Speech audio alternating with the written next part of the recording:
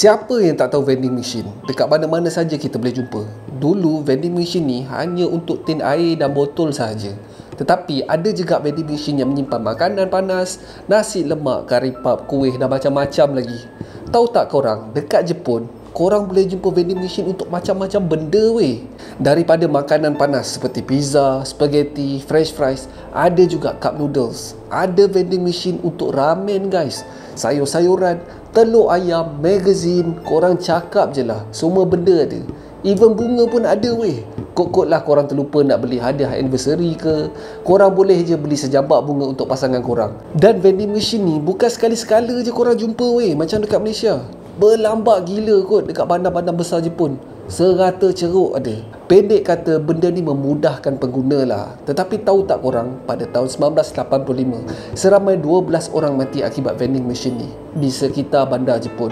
Bukan sebab tertimpa vending machine tu ataupun terlanggar ke, tak. Ramai yang mati disebabkan satu benda pelik. Dan of course, kalau tak pelik, tak adalah Abang Boy cover kes ni. Kalau korang nak tahu apa yang peliknya, stay tune. Kita roll the intro dulu.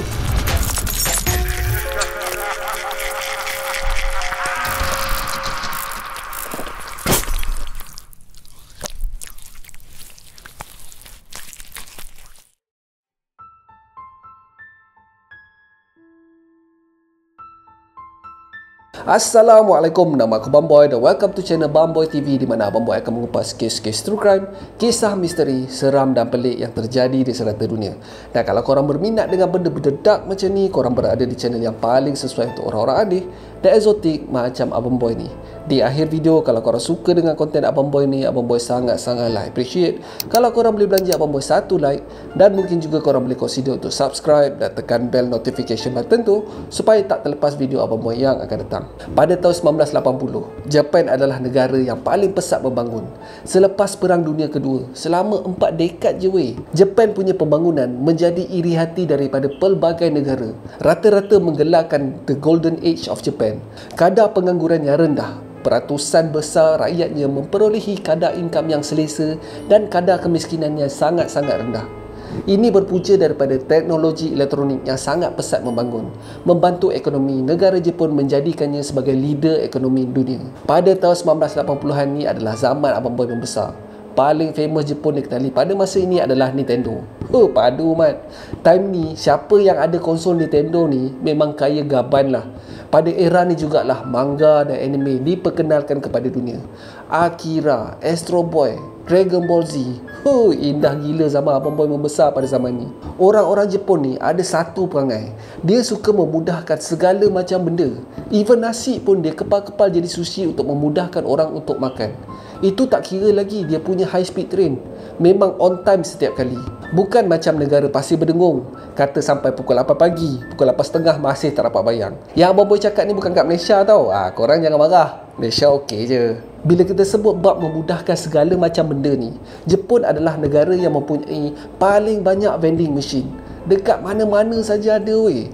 Kalau korang penduduk tetap Jepun, korang boleh apply untuk mempunyai satu vending machine dekat luar rumah korang. Dapat pintu korang boleh letak. Pendek kata, rakyat Jepun memang suka gila lah benda ni. Sebab benda ni sangat-sangat memudahkan. Satu lagi benda yang diorang suka sangat pasal vending machine ni adalah setiap apa yang dijual dekat dalam vending machine tu adalah daripada punca yang dipercayai. Maksudnya dekat sini, kalau Abang Boy ada vending machine, Abang Boy kena jual bahan-bahan yang telah melalui piawaian yang betul-betul strict. Bukannya pagi ni Abang Boy masak nasi goreng, lepas tu letak dekat dalam bekas dan jual. Tak. Setiap makanan kena lalui badan yang bertanggungjawab untuk memastikan barang makanan yang dijual boleh tahan lama dan tak mudah dicebari oleh bahan-bahan toksik berbahaya seperti bakteria, virus atau racun. Tetapi semuanya berubah pada 30 April 1985 apabila seorang pemandu lori daripada Fukuyama dikejarkan ke hospital yang mempunyai tanda-tanda penyakit yang sangat-sangat misterius guys. Jenuh doktor cari apa sebenarnya masalah dia, tapi even pesakit pun tak tahu apa yang terjadi. Apa yang diingat adalah dia start bekerja pagi tu dan lama-kelamaan sakitnya makin menjadi-jadi. Semuanya bermula dengan rasa mual-mual, rasa nak muntah. Kemudian perutnya menjadi sakit dan dia mula cerit-berit. Pada mulanya dia ingatkan dia salah makan, tetapi kesakitan perutnya sampaikan dia tak boleh nak bangun guys.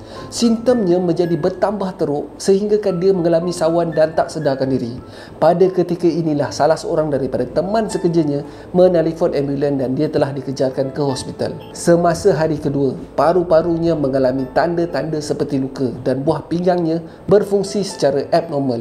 Selama 3 hari di bawah jagaan hospital, lelaki itu menghembuskan nafasnya yang terakhir. Apa yang terjadi ni mengejutkan para doktor. Clueless gila guys. Garu kepala doktor nak fikir apa penyebab kematian lelaki ini. Semua simptom menunjukkan yang mangsa mengalami keracunan yang teruk. Last selepas dibedah siasat dan kajian dijalankan kepada tisu mangsa, didapati terdapat tanda-tanda seperti lelaki ini telah diracun.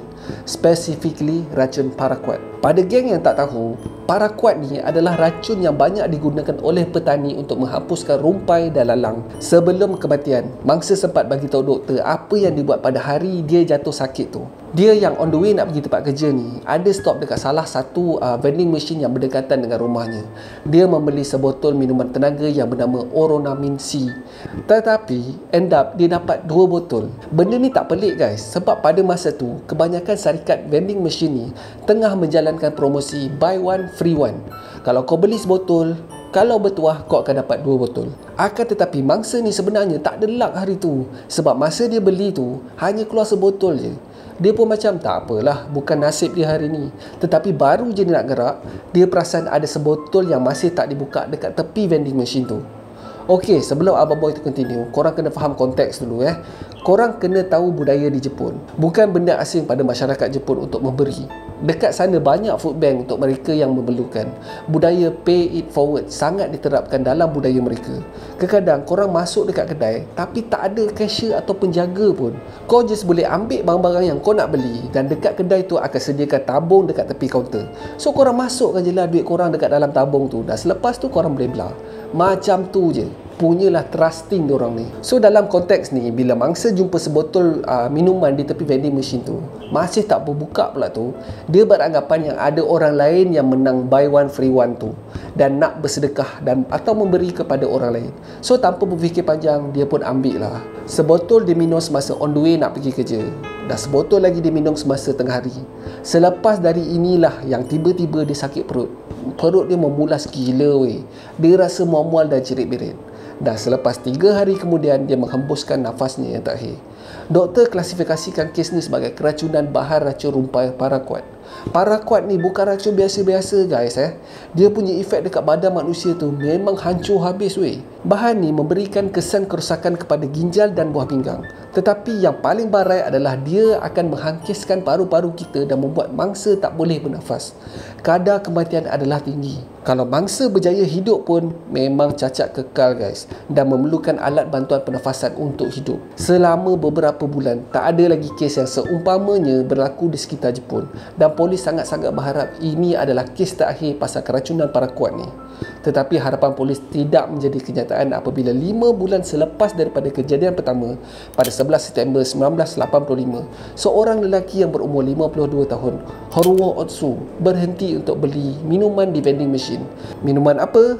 Yes, Oronamin C.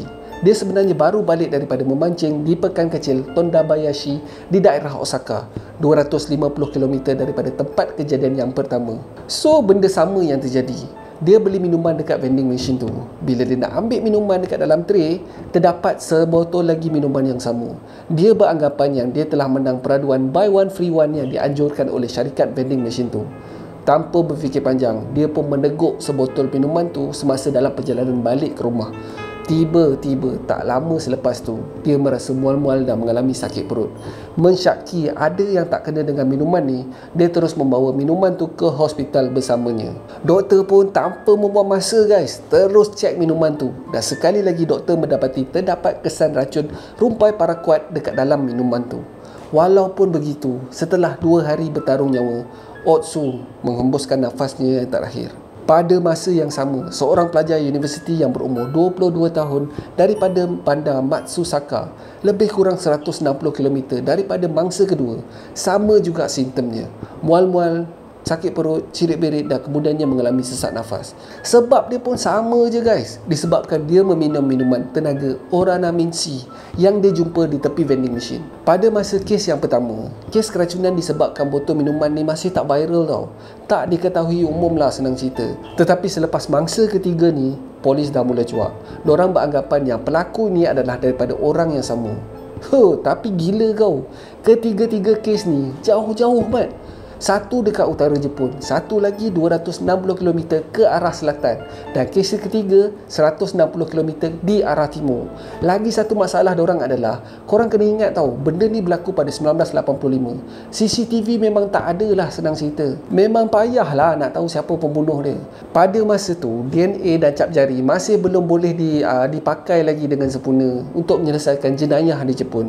So dalam erti kata lain, polis tak ada cap jari, tak ada rakaman CCTV, tak ada DNA dan tak ada suspek. Kerajaan Jepun mula memberi amaran kepada rakyat diorang untuk berhati-hati daripada meminum daripada botol yang diorang jumpa. Syarikat vending machine juga memperketatkan ciri keselamatan diorang dengan meletakkan notis warning di setiap mesin diorang. Walaupun macam tu, kes-kes seperti ni makin bertambah guys. Bukan sikit mat, banyak gila kot. Dan setiap kes yang berlaku ni adalah di bandar-bandar yang berasingan. Tak pernah terjadi dua kali dekat dalam bandar yang sama. Di antara 11 September hingga 17 November, seramai 35 orang jatuh sakit akibat meminum minuman Oranamin C yang diorang jumpa, dan 13 daripadanya meninggal dunia. Mereka daripada bandar-bandar sekitar Jepun. Walaupun polis beranggapan yang pelaku ni adalah daripada orang yang sama, teori ni tak dapat dibuktikan dengan sahih. Disebabkan kes ni mendapat liputan media pada masa tu, beberapa copycat telah muncul. Terdapat satu kes di mana seorang wanita mengadu kepada doktor yang dia mengalami rasa mual-mual dan syak ada something dekat dalam minuman dia. Setelah diuji kaji oleh makmal, terdapat kesan lime sulfur dekat dalam minuman tu. Terdapat juga laporan beberapa percubaan membunuh diri menggunakan kaedah yang sama dengan kes ni. Ada kes di mana seorang kanak-kanak cuba untuk meracunkan dirinya sendiri menggunakan bahan paraquat ni untuk mendapatkan perhatian daripada kawan-kawannya. Dia nak kawan-kawannya bersimpati dan melawatnya di hospital. Kalau macam sekarang ni lah, siapa yang lapar attention, nak berbual nasihatkan korang pergilah buat video TikTok. Itu okey lah lagi. Janganlah buat hal minum racun untuk attention, okey? Banyak weh copycat. Polis pun pening nak tahu siapa pelaku yang sebenar dekat dalam kes ni. Sebabnya bahan paraquat ni bukan susah nak jumpa weh. Walaupun bahan ni adalah bahan terkawal, semua orang yang berumur 18 tahun ke atas boleh membeli bahan-bahan ni tanpa banyak soal.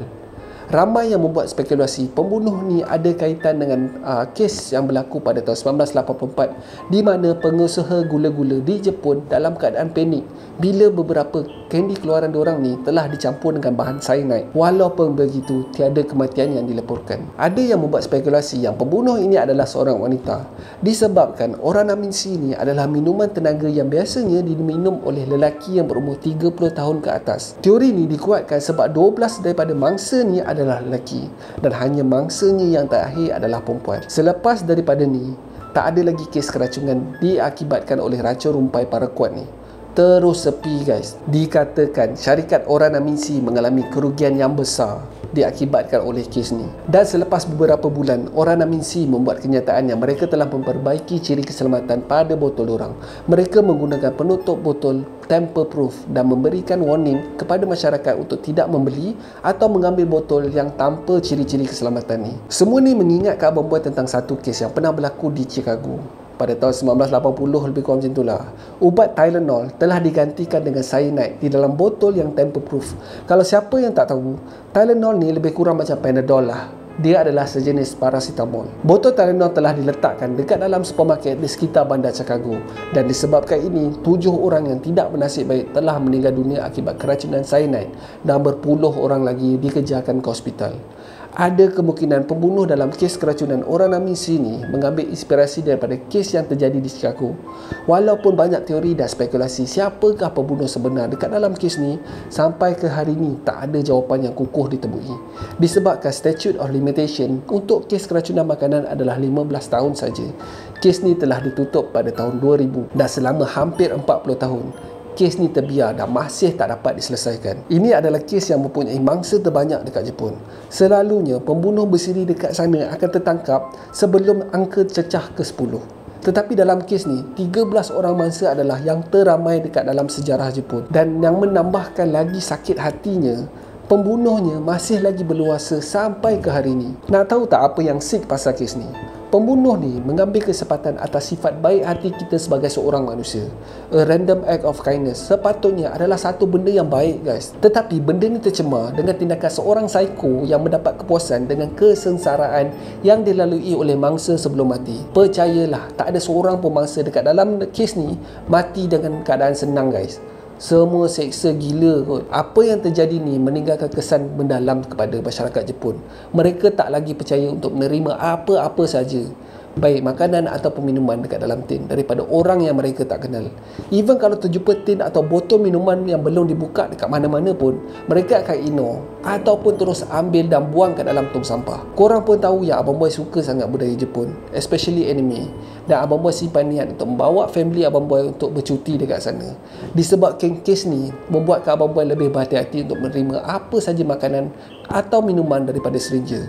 Walaupun kat sana tak adalah nak santau-santau orang, tetapi possibility untuk orang meletakkan racun paraquat tu masih ada. So berhati-hatilah guys. Satu je konklusi Abang Boy lepas cover kes ni. Walaupun kita ni baik hati, tak semestinya orang lain akan baik hati juga.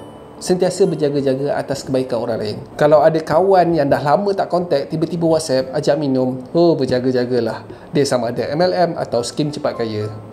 Tiba. So that's it for today guys. Terima kasih sebab tengok video Abang Boy sampai habis. Kalau korang suka dengan video ni, Abang Boy sangat-sangat appreciate. Kalau korang boleh belanja Abang Boy satu like, dan mungkin juga korang boleh consider untuk subscribe dan tekan bell notification button tu supaya tak terlepas video Abang Boy yang akan datang.